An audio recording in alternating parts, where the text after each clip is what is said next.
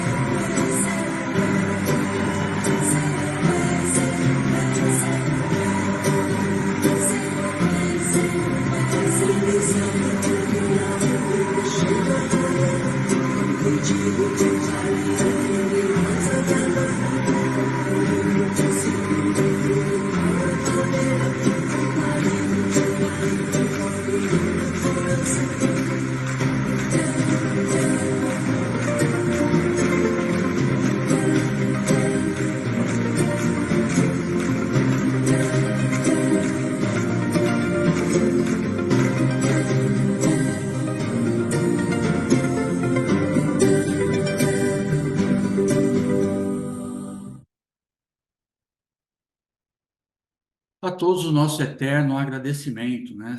Se não fossem por eles, nós não estaríamos aqui realizando esse trabalho grandioso, Instituto de Pesquisas e Projetos Empreendedores.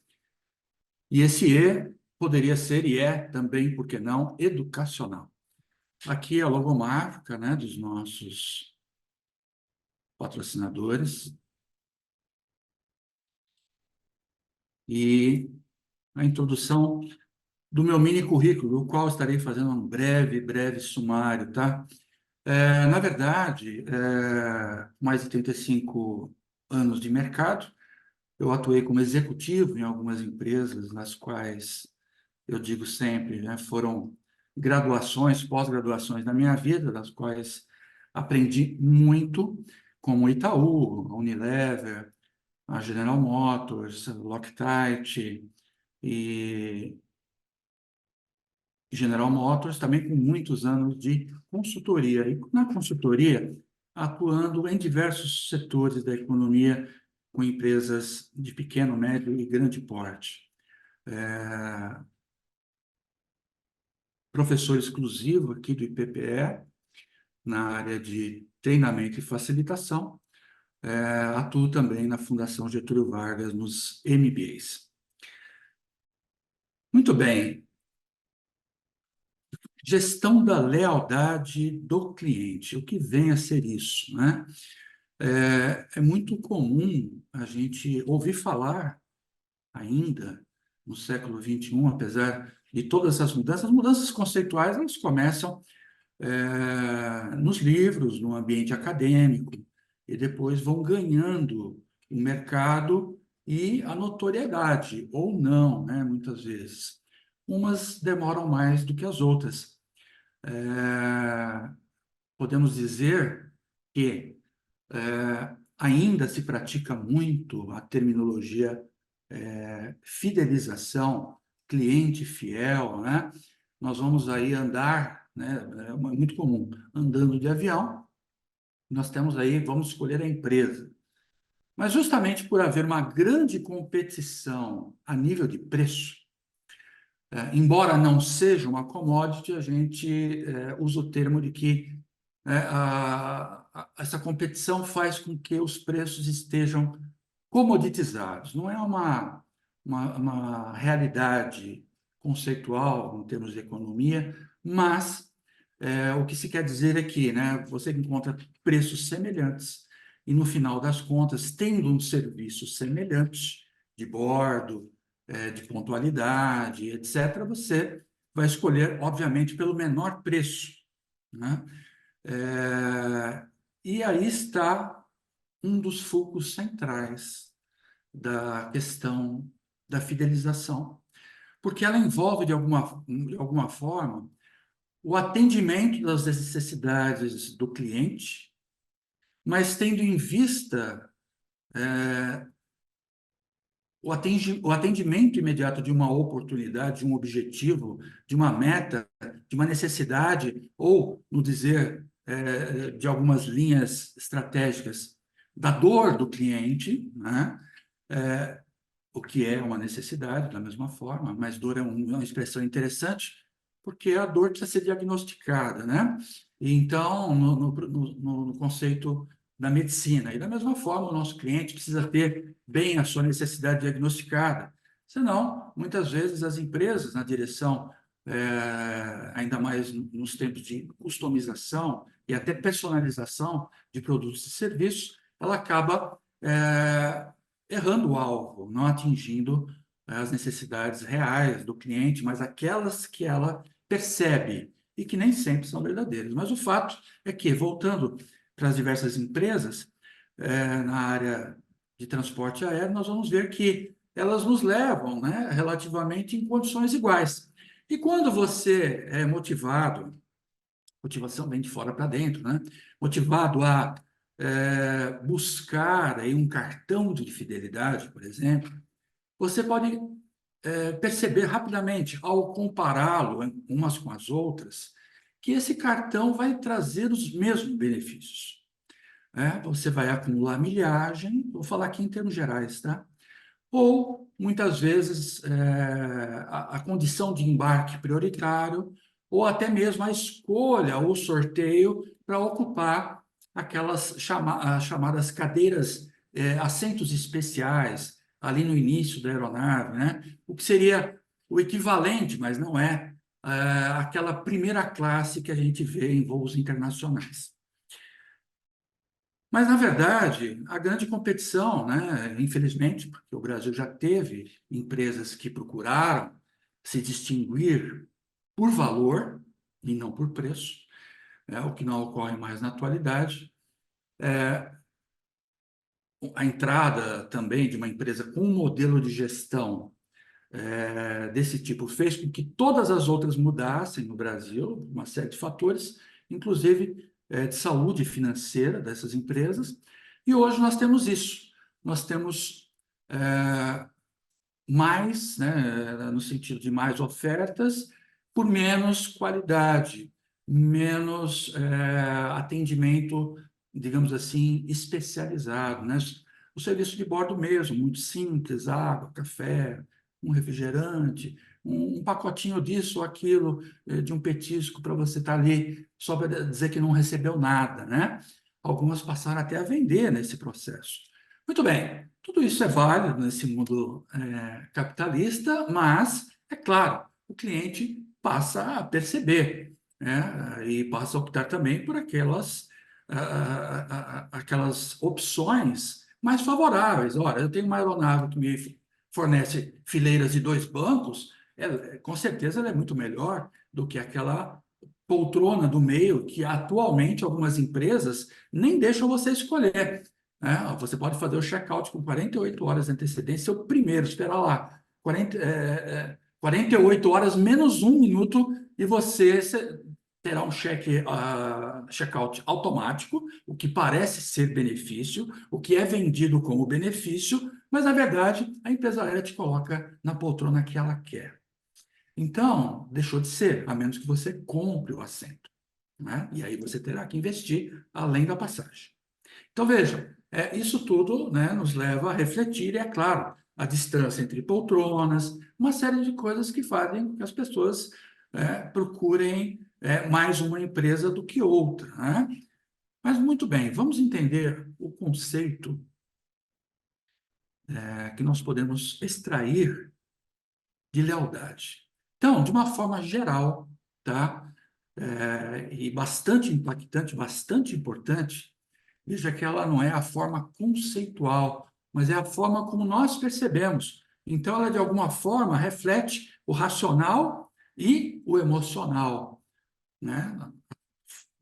Os dois grandes guias de qualquer consumidor. Então, a lealdade é consequência da confiança construída ou não, mas nesse caso, sim, né? Das relações interpessoais, ou seja, na relação de uma pessoa com outra pessoa ou de uma pessoa com muitas. Isso tudo já é uma grande reflexão, ou seja, bem, mas Mauro, aí, vamos lá, voltando no seu exemplo, eu não vou conhecer os proprietários da empresa aérea, eu não vou conhecer todos os comandantes, os pilotos, ou os comissários e suas equipes de bordo, e muito menos, né, mesmo que nós transitemos pelo Brasil, as equipes de terra, né, por uma questão de turnover, mudanças, uma série de fatores que tornam impossível o estreitamento na relação nesse sentido. Então, só para justificar em cima do exemplo de fidelização que norteou o nosso primeiro raciocínio, nós podemos dizer que essas relações interpessoais, elas se tornam simbólicas na presença, da tripulação, na presença do serviço de terra ou de bordo, mas, de fato, estão encarnando ali a presença da marca, da marca. Então, a isso, né, nós também chamamos, evocamos aqui o conceito de branding marketing, que é o marketing da marca. E, na verdade, todas as estratégias de uma empresa, de alguma forma, visam salvaguardar, ampliar, defender, valorizar a marca. E aí, claro, todos nós, de alguma forma, colaboradores, mesmo inseridos no contexto de uma outra empresa, de uma outra marca, também devemos salvaguardar a nossa marca, né? Que aí já vai para o marketing pessoal, mas não menos importante, porque você pode ter situações em que você, né, passou ali pela equipe de terra, não foi tão bem, e ao chegar a bordo você tem uma sublimação de um efeito negativo por uma ótima recepção. Não precisa ir muito longe, aquele bom dia na entrada ali do Finger para a aeronave, né, um sorriso, um auxílio ali para que a fila possa fluir mais rápido, um grande gargalo nos tempos atuais em função dos problemas da cobrança de bagagens. Então, tem gente que fica ali dentro, o colaborador fica imutável, do tipo, olha, eu não vou me envolver em atrito com o cliente em função de um problema do cliente. E aí vem a pergunta, será que é um problema do cliente? Não, não é. Na verdade, é até um problema bastante grande da empresa. Porque você vai atrasar a decolagem se as pessoas não sentarem rápido, né? Ali está queimando o querosene, não é barato, e o que vai acontecer, né? No risco de qualquer atraso, né? Tem multa da ANAC, tem uma série de fatores que incidem sobre. Então, na verdade, né? Todo mundo deveria estar ali super empenhado, mas nem sempre é isso que nós encontramos. Até mesmo na hora de fechar lá os bagageiros depois de tudo colocado. Então, vejam, né, nos mínimos detalhes, porque todos nós somos consumidores, podemos ser empresários, podemos ser empreendedores, podemos ser colaboradores, mas em tudo na nossa vida nós somos também consumidores. Até a pessoa que, na suposição de que ela está numa situação tão difícil, que ela não tenha dinheiro para nada comprar, ela vai ser cliente de alguém que, de alguma forma, vai assisti-la, né, naquela emergência. E aí, nesse processo, nós temos também, né, até nós que atuamos aí, muitos de nós, inclusive, em trabalhos filantrópicos, nós sabemos a importância de passar um ato de auxílio ao próximo da forma mais humilde possível, porque ninguém gostaria de estar naquela posição. É uma questão de empatia. Mas vamos em frente. Podemos ainda conceituar o seguinte, que a lealdade do cliente é o estado de compromisso e vínculo sólido, né? Então, aqui está mais conceitual, né? Entre o consumidor e a marca e ou a empresa, de modo que fatores como oscilação de preços, ausência temporária do produto ou serviço, e até mesmo concorrentes que estão aí no mercado de alguma forma, não interfiram na relação estabelecida. Então, veja, existe um salto quântico, ou melhor dizendo, de valor entre fidelização, onde você tem uma opção de todos que te dão a mesma coisa, mesmo naquilo que parece ser um bônus, tá? Ou às vezes até é, né? Em alguns casos, mas esses bônus em geral não perduram, daqueles que, né, têm um elo de lealdade. Ah, eu quero ir naquela empresa, é um pouco mais caro, mas eu me sinto bem. Ah, outro pode dizer, não, mas vai chegar no mesmo horário que as outras empresas, porque isso, gente, até no manifestar do comandante a bordo, ele fala isso como se fosse, aí que está o brand marketing, algo da empresa com o passageiro, mas na verdade é de todas. E se ele furar esse esquema, por isso que às vezes até uma diferença de 10 minutos ele tira no ar, de atraso, porque há ali uma fiscalização dos órgãos de administração dos aeroportos. E há uma penalização, principalmente em grandes aeroportos, a saber aqui o aeroporto de Guarulhos, aí em BH, para quem é de BH, acho que a maioria, Confins, o aeroporto de Brasília, imenso, Viracopos, em Campinas. Então, nós temos aeroportos imensos, que tem ali, centralizam um grande número de empresas, ou estão mais a serviço de uma do que em outra, mas tem um trânsito de passageiros enorme. Portanto, a questão da pontualidade, a questão das aeronaves chegarem, né, e pousarem em horários devidos é fundamental para o bom andamento e a gestão desse universo muito complexo, principalmente quando existem aeronaves, nacionais e internacionais. Então vejam que aí já é uma relação que suplanta qualquer questão monetária, de preço. Obviamente que se você está trabalhando numa multinacional, às vezes, nem sempre, tá? Às vezes, a multinacional vai optar pelo menor preço, ou a empresa que está te contratando vai optar pelo menor preço. Mas as pessoas físicas, e até algumas jurídicas, vão optar em fornecer um maior conforto, uma maior segurança, uma situação muito mais tranquila para seus clientes internos, para seus clientes externos, para seus stakeholders, ou seja, seus parceiros. Assim sendo, ampliando essa visão, nós temos que fundamental no processo de lealdade é que haja confiança, amizade, afinidade, no mínimo, laços de alguma forma, consideração, preferência. Ou ainda, né, trazendo também agora para um campo mais conceitual. Para o consumidor, ser leal a uma marca significa confiar naquilo que lhe é oferecido. Para a marca, ter clientes leais significa, atenção, sustentabilidade, estabilidade, sustentabilidade e porta-vozes defensores para um negócio.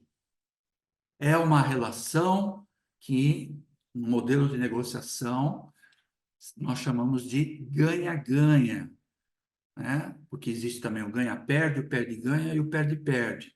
O ganha-ganha é quando há a percepção de que todas as partes estão ganhando. E aí o que acontece? A simples, mas fantástica diferença de que quem é leal se torna defensor da marca. Vai defender perante outros clientes. Vai conquistar outros clientes. antes de fazer a opção dele, diante de frustrações e desapontamentos, que ao longo do tempo podem ocorrer sazonalmente ou de uma forma mais persistente, ele vai procurar o quê? A empresa, se ele tem acesso direto, ou um gestor, ou alguém que a represente, ou até os canais digitais para se fazer uma crítica, uma sugestão, antes de abandoná-la, antes de trocar, antes de partir para o que nós chamamos de concorrência. Então, veja, essa posição da lealdade, ela envolve valores.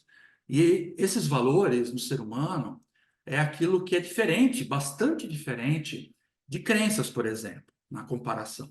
A crença é algo que está sujeito a mudanças. Mudanças através de informações da ciência, mudanças através das gerações, mudanças, enfim, de diversas formas. Mas os valores, não. Os valores têm uma maior permanência, uma grande durabilidade. Eu diria até que, em muitos casos, os valores serão muito pouco alterados ao longo do tempo, quando existe uma identificação. Então, lá na missão, visão e valores no planejamento estratégico de uma empresa, os valores da empresa têm que, de verdade, não em palavras, não em painéis, né, não em sites, estarem sintonizados e operantes, ativos, né, com os valores de seus clientes. Vamos ver? Tudo certo, doutor? Opa, Qual a forma de pagamento? é débito, por favor. Dá licença. Obrigado. A gente tem quilômetros de vantagem, tá? Olha só, tô vendo aqui que o senhor tem 14 mil quilômetros de vantagem acumulados. Não, como assim 14 mil? Deve estar com algum problema aí. A gente tem 10 mil quilômetros de vantagens. Entendeu? Ela anota tudo, então não tem nem como tá errado. Tá, peraí, só um instantinho. Ok. Vou dar uma conferida aqui, mas eu acho que é isso mesmo. São 14 mil quilômetros de vantagem. Aqui, ó, é isso mesmo. Você abasteceu sem me avisar? Claro que não, meu amor. Eu só abasteço o carro pra sair com você. Tem alguma coisa errada nesse sistema aí. Não é problema do sistema, não. Aqui tá dizendo que o senhor abasteceu ontem à noite 2 vezes e ainda passou na MPM e me levou 2 garrafas de uísque pra viagem. Que garrafa de uísque pra viagem, rapaz? Eu fiz serão ontem, eu trabalhei a noite inteira. Tá maluco? Jorge, com quem você tava passeando de madrugada? Que passeando de madrugada, Marisa? Pelo amor de Deus, isso é coisa do programa de fidelidade mesmo que acontece isso. Não é que a gente ganha sem saber que ganha? Ô, meu amigo, dá uma olhada direitinho aí. Ih, doutor, peraí, desculpa. Oi. Não foram 14 mil quilômetros de vantagem, não. Ah lá, fez merda aí, né, querido? Na verdade, o senhor tinha 30 mil quilômetros de vantagem até terça-feira. Mas aí o senhor trocou por 5 noites na Suite Master do Motel Pegasus, mais uma cesta de café da manhã com frutas exóticas e um ursinho escrito Jéssica na barriga. Ih, tá maluco?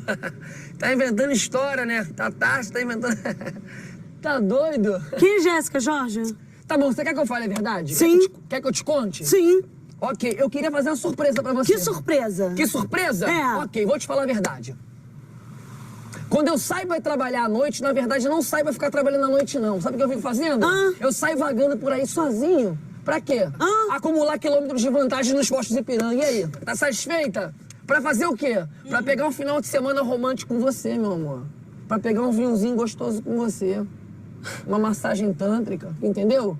Mas aí o que acontece? Vem um sujeito e estraga tudo, meia-noite. E por que do Jéssica? E por que Jéssica? Por que Jéssica? A pergunta dela pra mim é por que Jéssica? Meu Deus do céu, sabe quem é Jéssica? É a filha que eu quero ter com você. É a filha, é a pequena Jéssica. Pequena que eu quero ter com cara.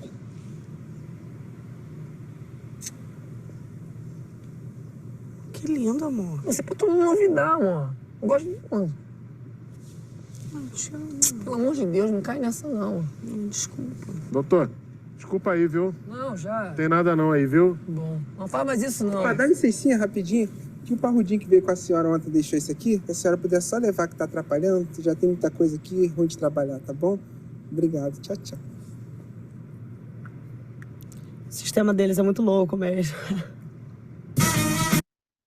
Pois é, gente, só para desopilar, né? Vocês estão vendo que a fidelização, de outra forma, né? Claro, pode dar certo, pode dar errado, né? A gente vê coisas, né, esses desentendimentos, às vezes, acontecerem, né? É, e aí o tiro sai pela culatra. É claro que aqui é uma situação jocosa, né? Para a gente elucubrar coisas como, por exemplo, né? Será que tudo que é imputado, né, fica registrado? Será que os resgates, né, nesse caso, seriam devidamente, né, prestados? Mas, enfim, o fato é que o ser cliente, aquilo que as estratégias do marketing pretendem atingir e trazer para a fidelização é muito complexo, pelo simples fato de que nós, aqui no Brasil, nós temos um caldeirão cultural, nós temos várias etnias, né? Posturas, culturas, linguagens, gírias diferentes no norte, no nordeste, no centro-oeste, no sudeste e no sul. Então, as linguagens estabelecidas de um para muitos, o que é feito na estratégia 4.0, 5.0, pelas redes sociais, principalmente, elas têm, de alguma forma, atender essa mediana de heterogeneidade dos clientes, né? Isso é necessário. Por quê? Porque é necessário, para que nós possamos ter clientes leais, buscar o foco do cliente e não no cliente. Então, esse foco do cliente significa o quê? Imagine o trabalho. E é por isso que o marketing ele tem que ter assessoramento direto da antropologia, da história, da geografia, das ciências humanas, de uma forma geral, né? Para poder entender os movimentos humanos. Muitas vezes estudamos marketing e pensamos, bom, então é isso aqui, né? A disciplina é uma disciplina em si mesma, quase que sem interdependências, a não ser o lado da estatística, digamos assim, né? Como na economia também, a econometria. Não, na verdade, as ciências humanas são fundamentais, a psicologia. Por quê? Porque falar e entender de ser humano significa acompanhar os seus movimentos o tempo inteiro. E por mais que hoje nós tenhamos excelentes ferramentas que auxiliam os resultados e as pesquisas através da movimentação e navegação dos clientes pela internet, pelas redes sociais, os chamados algoritmos, existem ainda, é claro, aqueles que não são tão ligados às redes ou atuam e assistem através de mídias, né? Estão conectados através de mídias que não são necessariamente interativas. E aí os algoritmos terão aí uma outra monitoração. Então, é muito importante que, né, toda uma multidisciplinaridade, eu falei muito em ciências humanas, porque o foco é o ser humano. É claro que entrarão disciplinas de outras áreas do conhecimento também. Então, as inteligências, é isso nós chamamos de inteligências, né? Dados geram informações, informações geram conhecimento, conhecimento, em âmbito empresarial, gera inteligência. Inteligência deve atuar junto à percepção de valor, ou seja, a perspectiva do cliente. Porque erro crasso e contumaz é que as empresas fazem estratégias baseadas somente nas ideias dos seus fundadores. E aí, cuidado nessa hora, porque, na verdade, né, se a empresa compra a ideia, compra o produto, compra o serviço, tem uma parcela de clientes no mercado que faz isso, se ela quer partir uma clientela mais ampla, talvez ela tenha que se adequar a outras coisas que ela não está oferecendo. Senão, quem sabe, até ela já teria essa audiência presente. Então, muita calma nessa hora. Só para recordar, tá? Não nos esqueçamos da questão dos valores, né? O marketing estratégico deve focar nessa percepção já dita, né, de valor, com foco do cliente. Então, aqui para exemplificar, né, vamos pegar aqui uma commodity. A gente ouve tanto falar, é muito comum a gente pegar isso entre as commodities dos alimentos, por exemplo. Aqui nós temos o café, né? Então, veja lá, ó, muitas vezes, se nós pegarmos aí o grão in natura, né, aquele, aliás, delicioso, né, moer o café, né, para aqueles que podem fazer isso, estou lembrando aí dos tempos aí também indo a Minas, xicrinha de ferro, aquele café delicioso, feito na hora, moído na hora, né? Então, para quem pode, às vezes uma xícara vai representar 1 centavo, né? Você pode ser até o próprio fornecedor de si mesmo, ou ter um consumo tão ao longo do tempo que vai fazer baixar esse preço, né? O que seria equivalente a comprar uma saca ou equivalente a uma parte dela. Mas olha só, à medida que vai para o mercado, né, a gente pega aí já salta para uma multinacional, a Nestlé, né, que ela tem uma reputação tão grande com os seus clientes ao longo de séculos, né?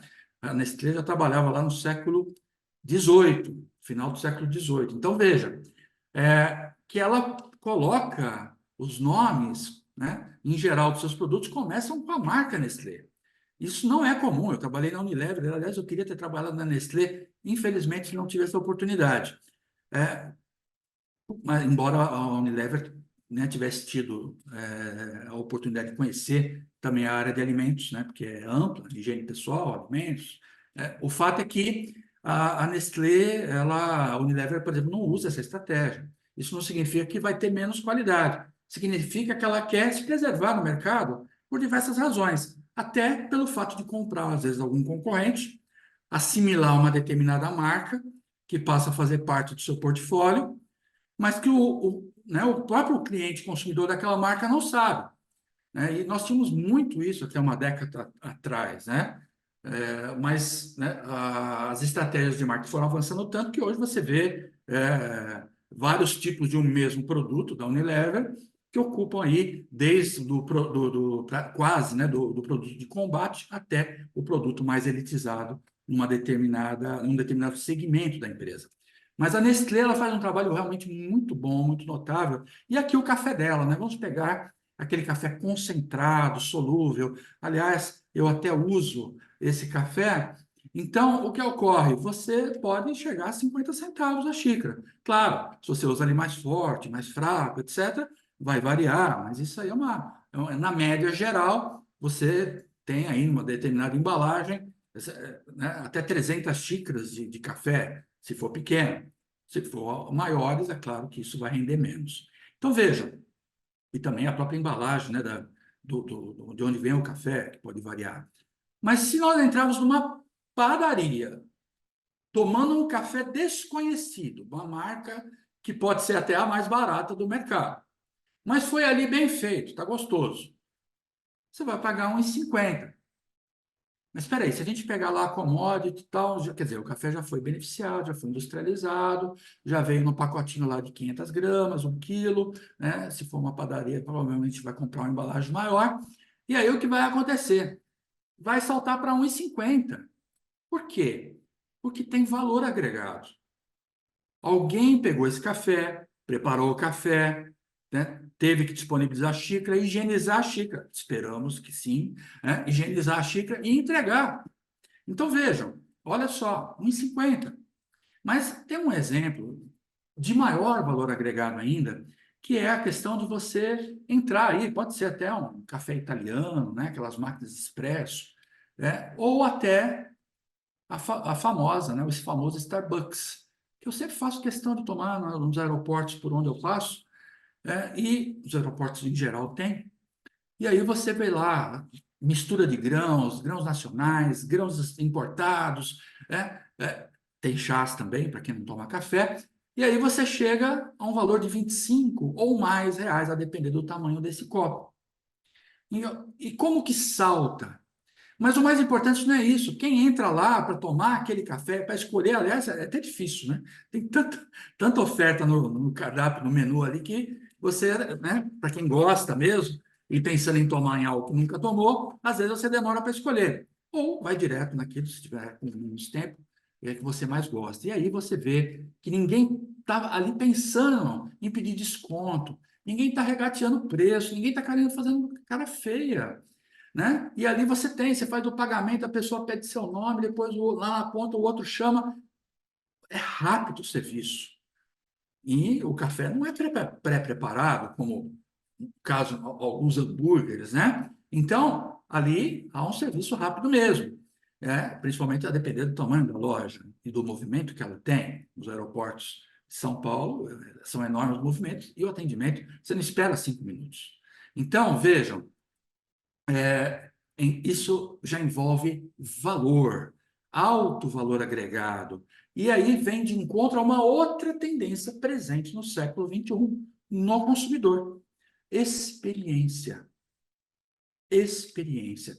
Já nos meus tempos de GM, lá no final dos anos 90, início do século XXI, onde eu participei até de uma mudança conceitual que a GM fez em todo o mundo. Na época eram 76 países com a marca General Motors. Eu participei junto às concessionárias do Brasil, que era saindo de um slogan, alguns vão lembrar, andando na frente, no final da propaganda aparecia lá, andando na frente, que remete a alta tecnologia. E aí mudou para, no final lá, aparecia lá, podemos chamar de borboletinha, enfim, a logomarca da GM, e embaixo, conte comigo. Para cada frase mundial foi adaptada, não foi uma tradução literal do inglês, foi aquilo que naquela língua ia trazer mais sentido de proximidade entre seres humanos. Então não foi algo mecânico, não foi algo, né, foi algo muito trabalhado. E o primeiro, acreditem, colegas, compartilhando um pouco dessa experiência, o primeiro ponto de dificuldade a ser trabalhado foi dentro da própria concessionária, porque são gestões familiares, né, concessionárias por todo o Brasil, eu imagino o trabalho que não deu no mundo, né, e aí lidar com o quê? Com as crenças existentes ou até com determinados valores que poderiam ser considerados divergentes, mas no fundo não eram. E aí o trabalho das equipes, né, do qual eu participei, de fazer essa mudança cultural nas empresas. E por que a mudança da GM? Porque o que aconteceu no final dos anos 90, se nós buscarmos na memória, né, para alguns, para os mais jovens talvez não, e aí segue o relato, o que aconteceu? Houve lá uma curva de declínio das marcas norte-americanas e até algumas europeias, em função da ascensão das marcas japonesas e coreanas, com uma qualidade incrível e que arrebanhou boa parte dos clientes dessas marcas. Então, o que aconteceu? Vamos ter que trabalhar mais a qualidade na relação e trazer, né, o cliente de General Motors, ou tentar preservar, né, através de uma proximidade, trazendo ele para dentro. De fato, foram criados eventos, não só na entrega do carro, né, a entrega mágica, ou como queiram chamar, tem vários nomes, até mesmo no pós-vendas, né, a primeira revisão, né, então, tinha lá uma noite por mês, onde eram convidados para participar de um coffee break, ou até mesmo de uma noite com música ao vivo, etc., na apresentação ali da equipe daquela concessionária que faria o atendimento, se necessário, corretivo, ou até os preventivos, né, que seria aí fazer as chamadas revisões periódicas por quilometragem, né? Olha só, isso foi muito importante. Só para vocês entenderem, tá? A estratégia do recall, né, que começou a aparecer no final do século XX para o século XXI, se intensificando, também foi uma estratégia de trazer o cliente para dentro. Muitas daquelas chamadas não eram nada de grave, que comprometeria a segurança, etc., né, ou um dano maior para o carro, mas era uma forma de trazer o cliente para dentro, muitas vezes num serviço grátis, mas para reatar ligações, né, com aquele cliente consumidor que é tão importante. Então, vejam, muitas estratégias acontecem e a finalidade que é colocada ali no front como ideologia é uma, mas no back é outra. Então, isso faz parte também do marketing e suas estratégias. Portanto, nós estamos falando muito de intensificar relacionamentos. Marketing de relacionamento, por definição, é o conjunto de estratégias que visam o entendimento e a gestão do relacionamento em todos os pontos de contato entre uma empresa e seus públicos, atuais e potenciais. Eu posso ter um prospect na linguagem de marketing, né? Um provável, mas a ideia é que ele venha a ser cliente um dia. Então, os potenciais têm que estar, obviamente, na estratégia, com o objetivo de aumentar a percepção do valor da marca e a rentabilidade da empresa ao longo do tempo. Então, é uma consequência bastante simples. Uma outra forma de se ver isso também, na visão já planificada do marketing moderno, é o seguinte, é o ciclo virtuoso de relacionamento, onde a gente tem as estratégias de aquisição, atração de clientes, né? Ele vai adquirir, vai experimentar ou vai experimentar, adquirir, mas com certeza após a aquisição ele segue experimentando, e se houver a frustração naquele momento, pode ser que ele não continue na marca, e aí vem as estratégias de fidelização, que são as mais óbvias, mais comuns, as de praxe, né? Os oferecimentos que todas as outras marcas, por exemplo, fazem, para até chegar nas estratégias de lealdade e retenção. E aí nós vamos precisar de tempo, aí nós vamos precisar também de inovação. E aí nós podemos catalogar alguns modelos, né, de clientes que nós desejamos e que são fundamentais até para a sustentação da operação naquela empresa, tá? Gente, isso vale para a nossa empresa, tá? Independente de tamanho. Quais são os clientes CMV? O que significa isso? Né? Acróstico, cliente de maior valor financeiro, que mais gera lucros para a empresa ou para um determinado negócio. Existe o matemático Pareto, que ele coloca algo chamado 80-20. Os 80 maiores clientes que representam, principais clientes, perdão, que representam 20% do meu, perdão, 20 dos meus principais clientes que representam 80% do meu faturamento. Então, olha só, com 20 clientes, né, você tem 80% de faturamento. É bom? Não é bom, mas é uma grande garantia. Por que que não é bom? Porque os ovos estão numa mesma cesta, né? Se desses 80%, nós tivermos ali 2 clientes, você perder um, você perde ele, né? Vamos usar uma racionalidade de 40%, e é muita coisa, né? Então, nós não podemos depender disso. Mas as estratégias de multinacionais, aí nesse caso elas ampliam o número de clientes, elas fazem, por exemplo, a nível nacional, né, esses 20 maiores clientes serem ali, digamos, a nata do mercado, né? Não tem inadimplência, só vai ter referência de mercado, porque a sua grande marca está associada com outras marcas importantes. Os clientes CMPs, o que é isso? Acróstico de cliente de maior potencial. Quanto? Eu já falei até, né? Então, acabei matando os 2 coelhos com uma só cajadada. Maior valor financeiro com maior potencial de consumo. Quanto ele gera de resultado para os seus concorrentes. Esse CMP pode ser também aquele cliente que você ainda não conquistou, tá? Então, você pode medir o CMP, maior potencial, por exemplo, de consumo físico, né? Por exemplo, na Unilever eu tinha lá a cota financeira e tinha uma cota física. O que é a cota física? A tonelagem de produtos que eu vendia. Como eram vendas institucionais, no caso, hospitais, hotéis, indústrias, eu tinha tonelagem. E também só pegava esses clientes que a gente chama da curva A, os principais clientes do mercado. São os key accounts que fazem isso. É um dos braços na modelagem, estratégia de modelagem de canais, tá? Que é um assunto para uma outra palestra. Então, esses clientes de maior potencial, eles podem ou não ser seus, e aí cabe-nos a estratégia de conquistá-los. Os AZ, os abaixo de zero, clientes que custam muito caro para a empresa, gerando prejuízos.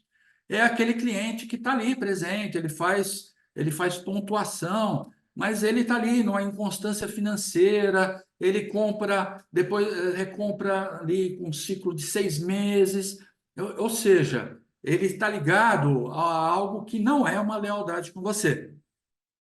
E aí você tem lá, né, de repente, um vendedor que visita, você tem uma série de investimentos para atingi-lo. Então, ele passa a custar muito mais do que ele, na verdade, está dando de retorno. Então, é uma ilusão imaginar que a positivação dele vai dar retorno.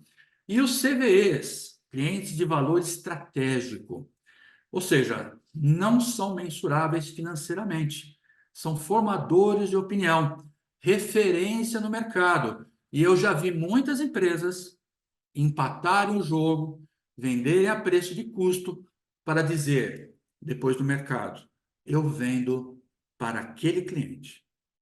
Por quê? Porque às vezes é um cliente que está ligado a um determinado processo de qualidade, a gente vê isso aí muito em fornecedores do mercado hospitalar, mas também vemos isso aí no mercado de atacado e varejo, né? Grandes multinacionais desse ramo não estão aí aceitando produtos de qualquer um. A marca, por exemplo, está iniciando no mercado. Eu não vou aqui citar nomes, mas ela quer vender numa grande rede de supermercados ou atacadistas. E aí o que acontece? Ela fica lá, vai né, tentando. É difícil até de ser atendido pelo comprador, né? Mas tentando mostrar que seu produto tem qualidade, que isso, que aquilo, que vai acontecer. Uma hora ela vai ser atendida e uma hora alguém vai dizer, bom, se você quer entrar, você vai ter que... Eu não tenho a garantia. Vou te ceder um espaço em gôndola, vou te ceder uma ilha. Isso tudo tem custo para mim. Eu vou tirar de alguém e ceder um espaço para você. Quanto que você vai entrar de produto? E, de repente, entrar é como se fosse uma nota de simples remessa, para ver qual será o giro desse produto. Então, tem muitas empresas que colocam ali ao preço de custo, né, apenas com frete. Né? E aí, é claro que aquela outra empresa que revende vai colocar o seu markup normal, ele vai ter lucro sobre a operação, e é por isso que tem que ter cuidado, quem é da indústria, porque se ele ancorar muita produção, por mais que passe a vender, ele está vendendo, né, porque recuperar essa margem de lucro não é fácil para a fábrica, ele vai vender muito e, de repente, vai absorver toda a sua produção, e aí, eu já vi isso acontecer também, a indústria vai quebrar. Então, muita calma nessa hora, por isso que precisa ter estratégia. É uma estratégia que vale a pena? Às vezes vale, mas cuidado com o preço que você pode pagar. Por quê? Porque nós estamos na era dos clientes eternamente insatisfeitos, né? Porque lá no começo, vamos recordar, né? Nós tínhamos um produto.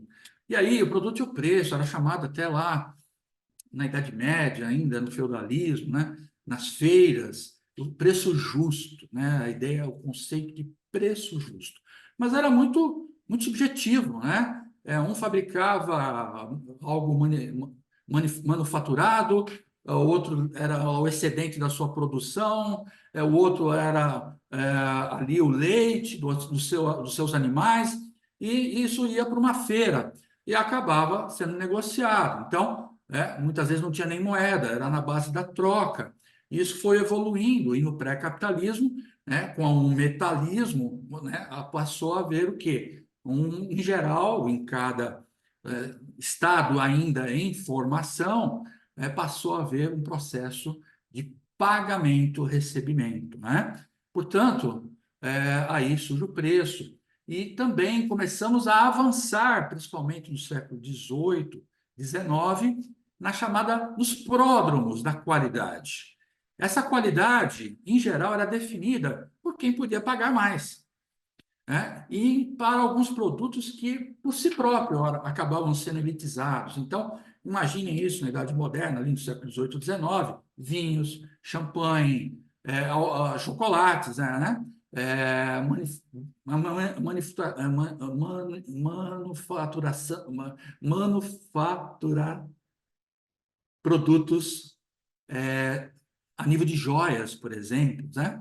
Então, ali, né, tem toda uma arte de valor agregado. Então, os joalheiros, né, os mais nobres tinham, claro, o preço diferenciado, já sabia também distinguir aquelas que eram as melhores joias, independente de diamante, pérolas, ou outro tipo de joia. Então, os hotéis, alguns hotéis, o serviço desses hotéis começaram a despontar. E quem despontou lá atrás, é claro, que permaneceu por um longo tempo na tradição, na mente, né, desses consumidores. E o que aconteceu? Tinha o preço para qualquer um? Não. Então, o diferencial de preço nasce aí, junto com a qualidade também, né? E junto com um mercado elitizado que quer consumir com uma certa exclusividade, embora ela não dê certeza. Olha, eu vou me hospedar X vezes por ano no seu hotel, ele não quer encontrar uma pessoa que ele vai entender menos digna, ou um plebeu, né, no meio da nobreza. É bem interessante quando a gente vê alguns filmes que retratam isso. Então, depois, avançando, produto, preço, qualidade e aí serviço, né? Nós temos serviço inserido em várias épocas da humanidade, não é algum advento do século XX, né? Muito menos do marketing. Aí vem produto, preço, qualidade, serviço de marca. Não, nós temos isso no passado. Agora, claramente, né, numa visão maior, globalizada, nós vamos ter isso a partir da Segunda Guerra Mundial, né? Onde, né, inclusive, nós vamos ver grandes marcas, né, já nos 30 anos finais do século XX, né, destaque de Coca-Cola, IBM, onde foram colocados o preço da marca. Quanto vale a marca? Isso, gente, é algo bem intangível, né? Se eu comprar a marca Coca-Cola sem adquirir as fábricas, né, ali, no máximo com a receita do xarope, com o segredo da fórmula, eu vou pagar alguns bilhões de dólares, né? E assim, hoje é a marca Tesla, né, Apple e outras. Então, vejam como isso, né, foi modificado, mas aí entrou um outro componente. Aí sim, esse racionalmente e emocionalmente, no sentido prático, uma estratégia feita pelo marketing, ou seja, algo que vem aí no século XX, o valor agregado como conceito, né? Ele existia embrionário antes já, o valor agregado. Mas o valor agregado como conceito de diferencial competitivo, ele nasce, né, factualmente na segunda metade do século XX e permanece, é claro, no século XXI. E aí nós entramos no século XXI já com produto, qualidade, serviço, marca, valor agregado e relacionamento. Estamos falando disso. Depois, para aprimorar, produto, preço, qualidade, serviço, marca, valor agregado, relacionamento e responsabilidade social. Falamos aqui, existe um curso que vocês podem acessar, ESG, Environmental Social Governance, aqui mesmo no IPPE, onde nós falamos, por acaso até fui eu que dei essa aula, 4 encontros explicando, né, os rudimentos e por que é tão importante as empresas terem as certificações necessárias para o presente e para o futuro. Enfim, experiência, design, tudo para agora, né? Aquela coisa ansiosa que parece que reflete a pós-modernidade, mas também algo que nós podemos trazer por definição dos pensadores de marketing do século XX para o século XXI. Da arte de conquistar e manter clientes, de Theodore Levitt, para a arte de conquistar, manter e desenvolver relacionamentos lucrativos com clientes, de Philip Kotler. Assim sendo, né, nós vamos ver que ao longo do tempo nós vimos aí muita coisa, né? Quem assiste palestras de marketing, pega os livros, né?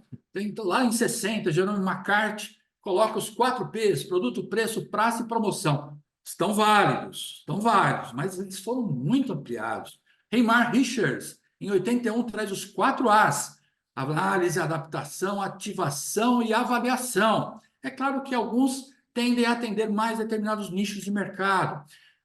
Robert Loudborn, em 1980, os 4 Cs: cliente, custo, conveniência, comunicação.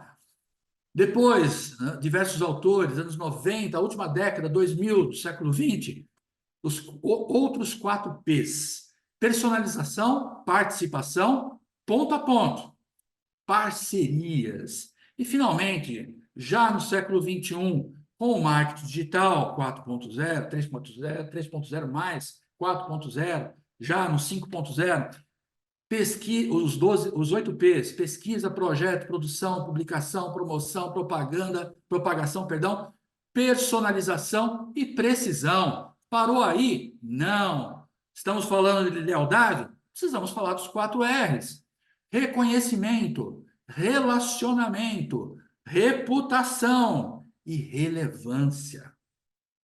Esses 4 Rs são os Rs dessa noite. Então, se nós colocarmos uma matriz de reconhecimento em função de relevância, também chamada matriz dos 2 Rs, fatores críticos de sucesso, nós vamos ver que, quando nós nos aplicamos em trabalhar o reconhecimento na direção do cliente e também a relevância, nós vamos entrar no paraíso, né? Que é esse retângulo azul claro, né? Você faz o que o cliente quer e podemos colocar um quase, né? Ninguém mais faz, tá? O sonho no marketing de aprisionamento, que é uma técnica, ninguém faz. É a técnica do aprisionamento. O que é isso? Vou dar um exemplo. Apple. Quem é Apple faz questão de ser Apple, é como uma grife. Talvez hoje, diferentemente da época do seu lançamento com Steve Jobs, finado Steve Jobs, fosse diferente. Mas hoje, né, eu diria que talvez, né, as outras companhias tenham corrido bastante atrás desse diferencial competitivo, mas transformou num prazer, né, do cliente, tá? E ele quer utilizar a Apple e tudo que é ligado à Apple, né? Então, uma série de valores agregados. Da mesma forma, né, podemos dizer Ferrari. Ah, mas é muito pouca gente. Não, é muito pouca gente. Outra coisa, a marca Ferrari, né, naquele carro esportivo, ela quer que seja pouca gente mesmo, porque ela constrói X carros por ano. Então, ela não quer que seja mais, mas ela não quer que o preço seja mais barato. Então, ela vai manter uma margem de lucro alta, ela vai manter um público seleto, porque, vamos e convenhamos, né?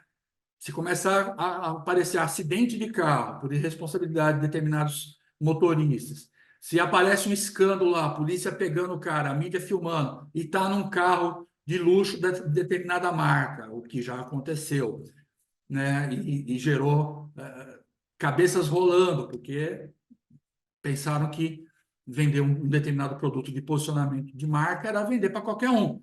E deu problema, muita gente foi até demitida. Então, o que aconteceu? A marca é um intangível. Então, ela quer ser preservada. Então, é claro que tem que estar imune a qualquer tipo de escândalos. Sejam eles por falha, esses são inadmissíveis, né? Claro, são operacionais, podem acontecer, mas, assim, o que acontece é que os cheques, antes de liberação para o mercado, evitam que venha à tona. E aqueles que pode ser por uso indevido de determinadas pessoas, o que está fora do controle da marca, mas ela quer, de alguma forma, ter o menor risco, então ela tenta gerenciar, tá? Por isso, a medição de satisfação. A gente vê hoje, né, em determinados clientes que nós vamos, tem lá a medição de satisfação, né? Tem diversas, né? Em geral, é o Net Promoter Score em inglês, né? Que avalia aí de péssimo até excelente. Qual é a avaliação que você deu? Principalmente, né, nós usamos isso no caso de no Brasil de atendimento, né? Então, veja, você está ali, né? E pode estar colocando, até nos aeroportos, né? Até a Polícia Federal é avaliada. Tem um outro um medidor, que é o CEV, né? Que mede vínculo emocional, né? Triste, feliz, decepcionado, encantado, inseguro, seguro. E aí isso através de pesquisas que vão através, muitas vezes, de e-mail marketing, etc. O fato é o seguinte, o segredo não é atender, mas é entender, né? Nós temos que pensar antes de executar, ou seja, não entrar no fazejamento, que é aquela coisa de, né, ficar executando, executando, executando, que muitas vezes acontece até a título de mostrar eficiência, mas é uma ilusão, né? Então, estratégias é pensar de uma forma ampla na gestão, pensando na inteligência empresarial, na inteligência em vendas, na inteligência financeira, na inteligência de marketing, na inteligência humana, na inteligência antecipativa, na inteligência competitiva, na inteligência tecnológica. Para esmiuçar isso, eu também recomendo um outro treinamento que nós temos aqui gravado. É só vocês procurarem inteligência de mercado, tá? E vocês vão, né, poder fazer a carga horária e até obter a certificação, desse tema. Não por acaso estou lembrando, porque eu também ministrei essa aula, tá, gente? É bem legal. Aqui, infelizmente, nós não temos tempo de aprofundar. A palestra, ela é uma abertura de um tema, apresentação de um tema que depois pode ser melhor ampliado numa aula. O foco, portanto, colegas, para dar certo, é em valor. Nós falamos sobre isso, né? E, para tanto, nós temos que ter objetivo, estratégia, definir prioridades, ter pessoas altamente preparadas, organizadas e, é claro, né, monitorar todas as fases do processo. Uma coisa que nem sempre é feita, né? Infelizmente, alguns delargam em vez de delegar. E aí nós temos o quê? Uma ferramenta básica, acessível a qualquer um que quiser, chama PDCA, tá?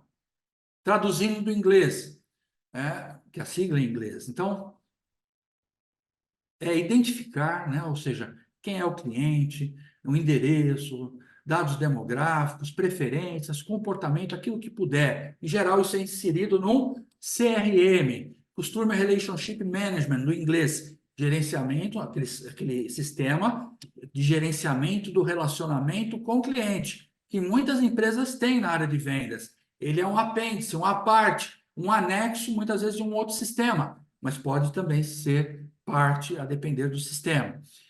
Depois, entender como diferenciar, né, tendo em vista a necessidade do cliente.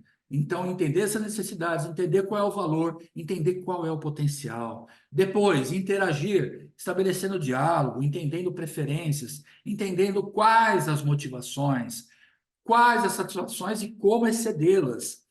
Qual a equação de troca para o cliente? Equação de troca, olha que interessante. E, finalmente, personalizar, tanto quanto possível, produtos e serviços personalizados, mas se não tiver isso, o atendimento personalizado. Timing apropriado, né? O tempo, né? Que não seja demorado, respostas rápidas, objetivas, ofertas relevantes, recompensas, reconhecimento e comunicação positiva constante. Lembrando que comunicação pressupõe saber ouvir. Então, a empresa, tá, ela tem esse chamado, nós usamos muito no mundo acadêmico, o triângulo do marketing, onde nós temos a empresa, né, triângulo equilátero, com 3 lados iguais. Então, a empresa se relacionando com os clientes. E aí nós temos o marketing externo. Esse é o mais comum de ser analisado, né? Um outdoor, a mídia na televisão, a mídia ali nas redes sociais. Mas, veja, ele tem que dar certo. E, para dar certo, a gente tem que gerenciar, cuidar, investir, antes até do marketing externo, no marketing interno, que é tornando as promessas possíveis. E quem faz isso? Há um grande modelo de estratégia de gestão? Sem dúvida alguma. Mas os grandes modelos falham, assim como os grandes projetos falham na hora que uma astronave decola na torre e explode, matando todos os astronautas e desperdiçando alguns bilhões de dólares. O mais importante não são os bilhões de dólares, são as pessoas, o capital humano. E quem geralmente falhou? Pessoas. Tá? Então, é possível, né? Errar é humano, é inerente ao negócio, mas é algo que precisa ser gerenciado. Então, o capital humano não é só o mais importante porque o cliente é humano, mas porque os colaboradores são humanos. E a qualidade desses colaboradores podem fazer toda a diferença, assim como também podem levar uma empresa à sua extinção. E, finalmente, na base, né, os executores com os clientes. Não há uma fonte de informação mais rica do que nós estarmos ouvindo o feedback do cliente. Ó, estou gostando, não estou gostando, principalmente não gostando, gente. A gente tem um ego, uma vaidade, tal, quer ouvir elogios, mas nós temos que dar valor para aquelas pessoas sinceras, para aquelas pessoas que estão falando para a gente, olha, alguma coisa não vai bem, ou já foi melhor. E aí acendeu o alerta amarelo, antes que o vermelho se instale, antes que nós começamos a perder a evasão e a perda desses clientes.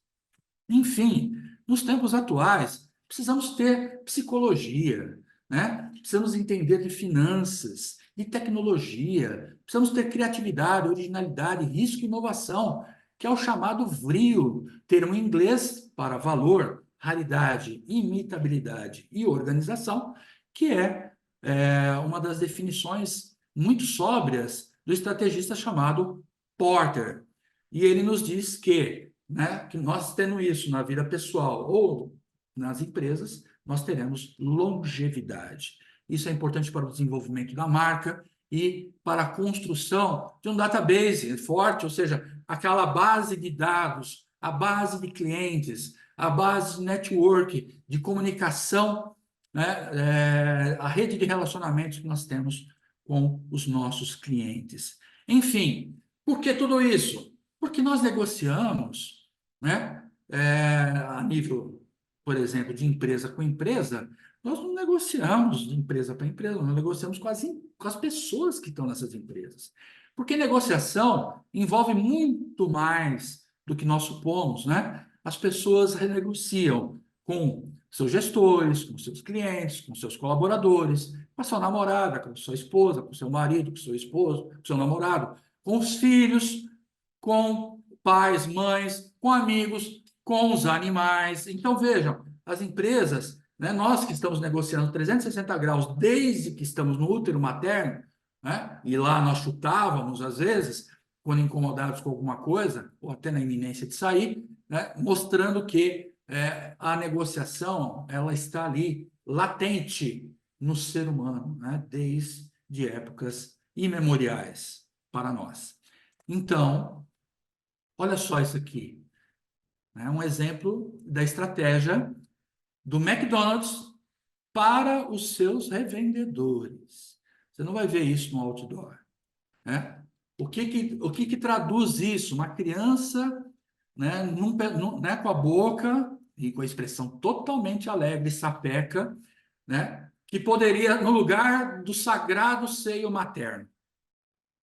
Então, vejam, né, a ideia, né, que está por trás de tudo isso é: quanto mais cedo as gerações chegam no McDonald's, né, muito provavelmente elas permanecerão por toda a vida ou quase, se existir McDonald's no futuro. E aí já é outro problema. Então, vejam, por quê?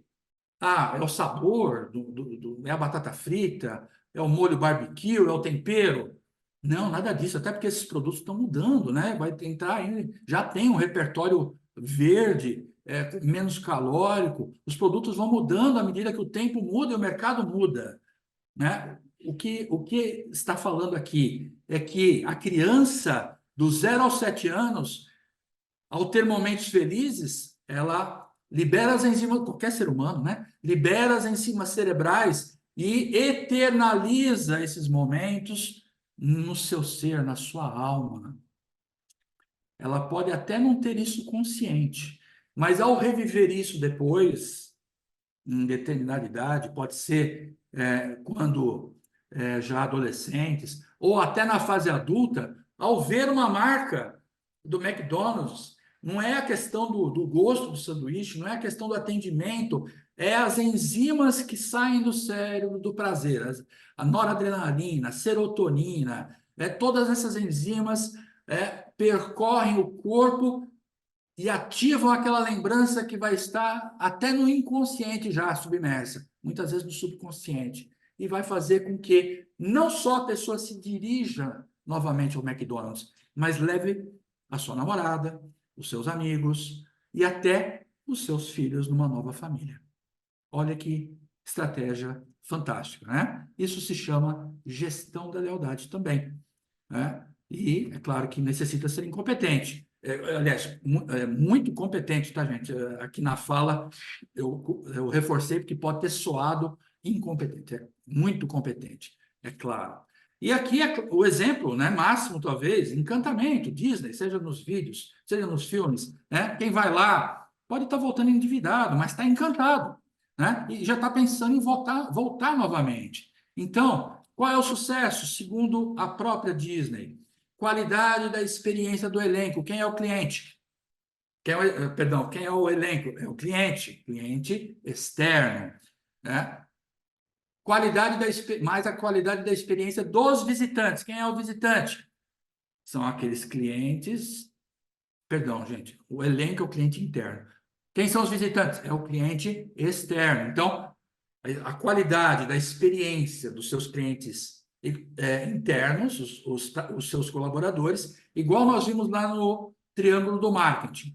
Mais a qualidade da experiência, de preferência positiva, dos seus clientes externos, mais a qualidade da experiência do negócio, da gestão, da inovação periódica, vai gerar no presente o futuro. Porque o futuro, tenho certeza, ele nasce no presente. Assim sendo, colegas, já indo para o encerramento, 7 dicas para obter e manter a lealdade dos clientes. Vamos a elas. Primeiro, foque na experiência. Como nós vimos, né, o mundo da experiência, ainda que digital, muitas vezes, né? Então por que nós estamos no mercado digital? Ok, porque existe experiência também lá. Ok? Através dele. Muitas lojas estão se transformando em showroom, né? Então, você não vai ver lá o produto fisicamente, mas você vai ver até o holograma do produto. Depois, 2, forneça um atendimento único, autêntico em todos os pontos de contato. Esses pontos de contato nós chamamos momentos de verdade. Tá? 3, publique comentários e depoimentos dos clientes. Aquilo que deve ser valorizado. Normalmente, tá, colegas? Com a autorização dos mesmos. 4, tenha empatia com seus clientes. A melhor de todas as tias tem a simpatia, tem a antipatia. A empatia é nos colocar no lugar do outro. Pensar como o outro pensa, sentir como o outro sente. Essa é a base de tudo. 5, otimize seus processos. 6, integre todos os dados. Né? Principalmente quando nós temos sistemas, todo mundo pensa, o sistema é a salvação da empresa. Não, negativo. O sistema pode trazer um resultado errado no relatório. Por quê? Porque quem imputa os dados são seres humanos. Tá? Então, dados errados, minha vivência já atestou isso na prática. Geram resultados errados. 7, monitore constantemente a lealdade dos seus clientes, porque é muito fácil perder, se ao longo do tempo nós não conseguimos solucionar alguns problemas que são trazidos por esses mesmos clientes leais. Que depois de um tempo, claro, cada um vai ter um limite antes de mudar. Talvez ele não vá nem detratar a empresa, mas uma hora ele vai mudar para algum outro que ofereça mais e melhor. Tá? Ele muda com um sentimento de tristeza, mas ele muda. Por isso, precisamos de um atendimento humanizado. E eu trouxe essa imagem para vocês, o médico com seu paciente, porque o cliente de um hospital é um cliente que é paciente. Então, imagine o rigor, né, de qualidade que deve haver no atendimento. Infelizmente, nós vemos muita coisa que deixa a desejar, na hora de ter ali uma pessoa que está com dor e tem que esperar, né, ser chamado num painel. Então, as pessoas que estão ali atendendo têm que saber priorizar um idoso, um cadeirante, aquela pessoa que muitas vezes nem reivindicou um direito estabelecido, tá? Acontece muito isso. As pessoas têm timidez, as pessoas não gostam de se expor, as pessoas às vezes temem até uma represália do atendimento, achando que elas estão se arvorando a querer mais do que podem. Geralmente é 8 ou 80, tá? Ou a pessoa vai, já arma um barraco e faz um grande conflito, ou então ela fica calada. Mas nós temos que perceber ali, né? O colaborador é que vai fazer diferença. Isso vai repercutir no médico, vai repercutir na enfermagem, vai repercutir no hospital como um todo, na clínica, nos exames, enfim, aonde for. E, é claro, se nós soubermos fazer isso muito bem com o cliente e paciente, né? É claro, nós sairemos excelentemente com os demais clientes. Para isso, colegas, na reta final agora, nós precisamos ter amor naquilo que nós fazemos. Tudo que eu vou falar aqui agora, nós chamamos soft skills, né? Que em inglês são habilidades flexíveis, mas que representam mais do que isso, é o conceito que nós precisamos ter de fortalecimento dos valores humanos nas pessoas e nas organizações. Então, não basta contratar um colaborador que seja técnico, aliás, tem até o jargão, eu contrato pela soft skills, pela hard skill e demito pela soft skills, porque soft skills traduz comportamento. E se você contratar pelo técnico, pelos certificados que a pessoa tem, pela experiência técnica, de repente você pode se deparar com uma pessoa eficiente, mas que não atende bem, que não vai além da meta, que não procura exceder. Por quê? Simplesmente porque não tem amor àquilo que faz. Né? Imagine uma pessoa que está no atendimento de universidade, vou mudar aí do hospital, né? Da universidade, e não gosta de estudar. Ela está ali no atendimento, por quê? Porque ela está ali pelo dinheiro, pelo salário, né? Não vai dar certo. Se ele estiver ali no meio dos alunos cuidando da disciplina, não vai dar certo, né? Então, vejam, tem que haver essa convergência entre os valores da pessoa e os valores do profissional. E é isso que os RHs das empresas estão procurando hoje. Então, todos nós, aqui na imagem, né? O Dr. Pat Adams, do filme Pat Adams, mas aqui a imagem do verdadeiro Dr. Pat Adams, né? Olha a roupa dele, nós vamos ver que ele é até mais exótico do que o ator, né? Porque ele revolucionou a medicina, né? E foi expulso da academia, assim como tantos outros. Freud também foi lá em Viena, porque trouxe coisas que não estavam de acordo com a tradição, com o conservadorismo. Então, vejam, né? Tem que haver um determinado progresso, uma evolução em tudo. Porque né, até a jurisprudência são prova de que o direito evolui. Então, nós precisamos evoluir, e aí, no nosso caso, com a percepção do cliente. Empatia, eu falei, acabei de falar, né? No momento em que o ser humano exercer amplamente a empatia, com certeza nós teremos menos guerras, menos conflitos e será muito mais fácil lidar com o cliente. Rapport, que pode ser traduzido como relacionamento, mas melhor ainda como sintonia. Sintonia entre as pessoas. Pelas imagens vocês vão ver, né? A pessoa criando ali um elo magnético, algo que não é traduzido por palavras, mas até na comunicação corporal ou não verbal. Então, é muito importante esse rapport, não rapport produzido, porque tem cursos que né, auxiliam a produzir rapport, mas não, aquele que vem espontaneamente e que pode ser observado facilmente por um terceiro quando ele está acontecendo. Proatividade, né? Falamos tanto em proatividade, né? Olha só o peixinho mudando de aquário. Está se arriscando? Tá. Precisa ter ousadia? Tá. Mas está saindo da mediocridade, da impotência, da dependência, da insatisfação, né? Para realizações, liberdade, confiança, excelência, felicidade, paixão, sonhos realizados, possibilidades. Então, a proatividade ela é fundamental. Resiliência. Todos temos pressões. Todos nós erramos, inclusive, e temos que aprender com os nossos próprios erros, né? Resiliência não é só e apenas, né, estar ali diante das pressões e ultrapassando tudo aquilo que o ambiente macro ou micro nos apresenta. Dentro das organizações, isso acontece muito e mata muitos colaboradores também, a curto, médio ou longo prazo, a depender da circunstância e da intensidade. Então, o que é a resiliência?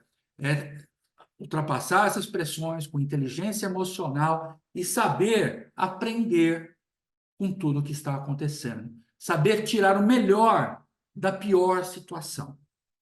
Se nós não utilizarmos esse melhor naquela empresa, nós vamos utilizar, quem sabe, na nossa empresa. Conhecimento.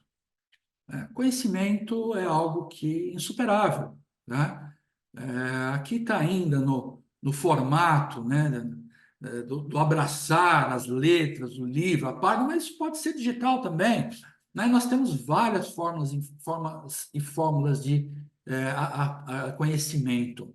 Lembrando, né, que o conhecimento é composto de dados que, somados, geram informações que, somados, vão para o conhecimento. Mas a sabedoria humana, assim como a inteligência empresarial, só são atingidos quando nós aplicamos o conhecimento. Quando nós aplicamos, aí sim, Sócrates era sábio, porque ele vivia aquilo que mais tarde foi chamado de maiêutica, a sua doutrina. Então, é isso. Jesus viveu o evangelho. Ele não escreveu, os outros escreveram. Geralmente, os grandes líderes, os grandes avatares, os grandes realizadores, eles não escrevem sobre si próprios. Como diria, já trazendo para o século XX, como diria Gandhi, a minha mensagem é minha vida. Criatividade. E criatividade não é inovação. Criatividade é ter um insight criativo. Ele pode ser viável no momento ou pode ser viável um século depois. Mas ele não deve ser desperdiçado. Nós temos que valorizar isso nos nossos colaboradores. E aí sim, a inovação. A inovação vem, é claro, né, com a tangibilidade, quando nós materializamos aquela criatividade, né? Ou seja, né, Júlio Verne escreveu da Terra à Lua no século XIX, mas o homem foi em 69 e pisou na Lua. E aí ele tangibilizou. Nesse momento, ele realizou, ele inovou, e é claro que para chegar lá ele teve que ter uma série de tecnologias que tornaram possível o sonho. Foi igual à obra literária? Não. Mas Júlio Verne, ele foi até quase profético, até no local do lançamento na época era uma bala, né? Que ele transformou em uma bala gigante, que seria uma cápsula, mas ela foi disparada lá da Flórida, no local quase exato onde é hoje Cabo Canaveral. Portanto, colegas, já no encerramento, infelizmente, da nossa palestra, né, o grande auge, né, o apogeu de todos nós em busca de ter clientes leais, claro, através do amor em tudo que fazemos, e ele vai por si mesmo alimentar, oxigenar toda a organização. Não tem nada como uma organização leve, fluida, onde os processos ocorrem bem. Tem conflito? Tem, porque o conflito, ele bem dirigido, ele faz crescer. Vai ter conflito, mas os conflitos são civilizados, não é? Então, precisamos de amor, do planejamento até a pós-execução. E aí, é claro, nós vamos ter clientes leais a partir dos clientes internos. Que dirá, então, dos clientes externos? Colegas, estamos chegando aqui no nosso boa noite. Eu queria agradecer a presença de todos vocês. Desejar sucesso profissional, felicidade pessoal. O som da nossa música, agradecer novamente aos nossos patrocinadores. hoje, nas nossas ruas, né? Quem tiver curiosidade, nós estamos ouvindo tudo, Totó. A música Take My Hand, Dê-me a Sua Mão.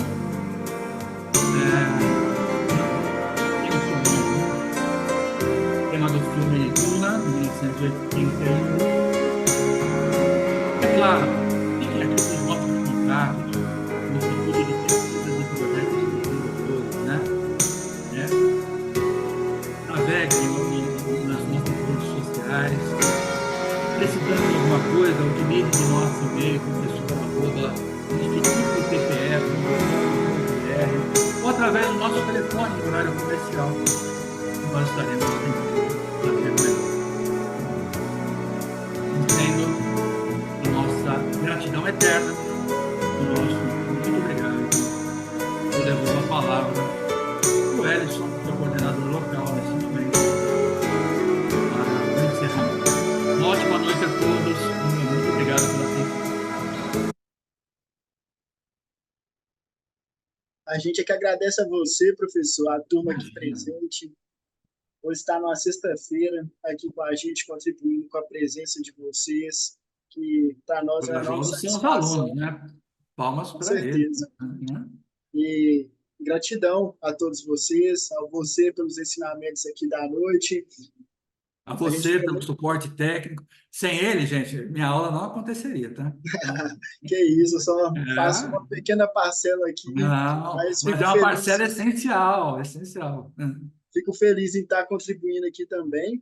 Então, desejo a todos uma boa noite, um bom descanso, fiquem todos com Deus e até as próximas programações, palestras, cursos. Como vocês sabem, são todos bem-vindos e a gente fica muito feliz com a presença de todos. Muito obrigado. Obrigado a todos. Boa noite. Obrigado, Edson. Eu que agradeço, professor. Obrigado, turma. Vou encerrar aqui. Tchau, tchau. Fiquem com Deus. Tchau. Fiquem com Deus também. Amém.